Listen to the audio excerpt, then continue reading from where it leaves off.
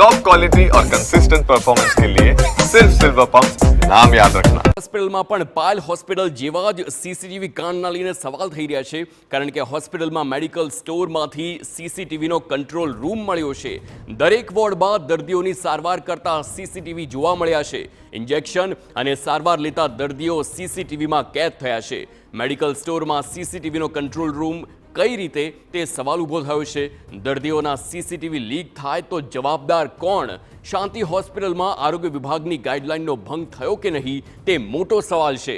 Medical સ્ટોરનું licence ધરાવનાર pharmacist પણ સ્ટોરમાં હાજર નથી, ત્યારે આ સીસીટીવીને લઈને અનેક સવાલો ઊભા થઈ રહ્યા છે, કારણ કે આ દ્રશ્યોમાં સ્પષ્ટ સારવારના દ્રશ્યો કેમેરામાં કેદ થઈ રહ્યા છે। લોકોને ઇન્જેક્શન આપતા હોય છે તો તે દ્રશ્યો પણ અહીં સ્પષ્ટ જોવા મળી રહ્યા છે। તેને લઈને હવે આ સીસીટીવી કાંડ છે કે નહીં તે સવાલ ઊભો થઈ રહ્યો છે। મેડિકલ સ્ટોરમાં સીસીટીવી કેવી રીતે આવ્યા તેને લઈને અનેક સવાલ ઊભા થઈ રહ્યા છે।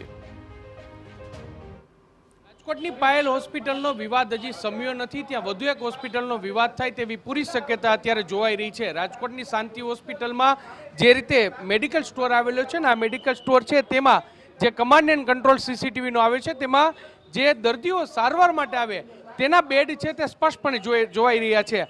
હાલમાં જે મેડિકલ સ્ટોરના સંચાલક છે તેમને આ દરવાજો છે તે બંધ કરી દીધો છે, કારણ કે તેઓ ક્યાંક આ વિવાદમાં સપડાયા હોય તેવું તેમને લાગી રહ્યું છે ને એટલા માટે જ આ દરવાજો છે તે બંધ કરી દીધો છે।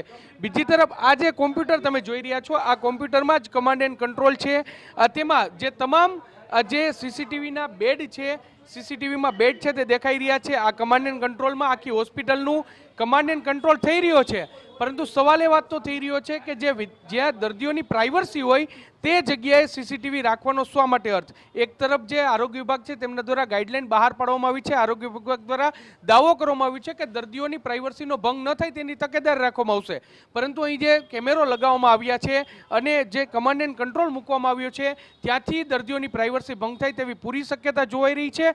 હજુ સુધી કોઈ એવા શંકાસ્પદ વિડીયો સામે આવ્યો નથી, પરંતુ શું હોસ્પિટલ સંચાલક છે તે વાતની રાહ જોઈ રહ્યું છે કે તેઓ કોઈ શંકાસ્પદ કોઈ દર્દી છે તેમની પ્રાઇવસી ભંગ થાય તે પ્રમાણેના કેમેરા છે તે લગાવવામાં આવે। અને અહીં મેડિકલ સ્ટોર કે જે મેડિકલ ક્ષેત્ર સાથે એટલે કે હોસ્પિટલના તંત્ર સાથે સીધી રીતે જોડાયેલા નથી, તે લોકો છે તે અહીં કમાન્ડ એન્ડ કંટ્રોલમાં આખી હોસ્પિટલનું મોનિટરિંગ કરે તે કેટલા અંશે યોગ્ય તે એક મોટો સવાલ છે। જોવાનું રહેશે કે જિલ્લા આરોગ્ય વિભાગ છે તેમની જે ગાઈડલાઈન સામે આવી છે તે ગાઈડલાઈનનું આ હોસ્પિટલ છે તે ક્યારે પાલન કરશે। શું પાયલ હોસ્પિટલમાં જે રીતનો વિવાદ થયો તે વિવાદની રાહ છે તે આ શાંતિ હોસ્પિટલ જોઈ રહ્યું છે તેવું અત્યારે સ્પષ્ટપણે લાગી રહ્યું છે। જોવાનું રહેશે કે આરોગ્ય વિભાગ આ સમગ્ર મામલે કયા પ્રકારની કાર્યવાહી કરે છે। કેમેરા પર્સન ભાવેશ લશ્કરી સાથે મોહિત ભટ્ટ, TV9 રાજકોટ।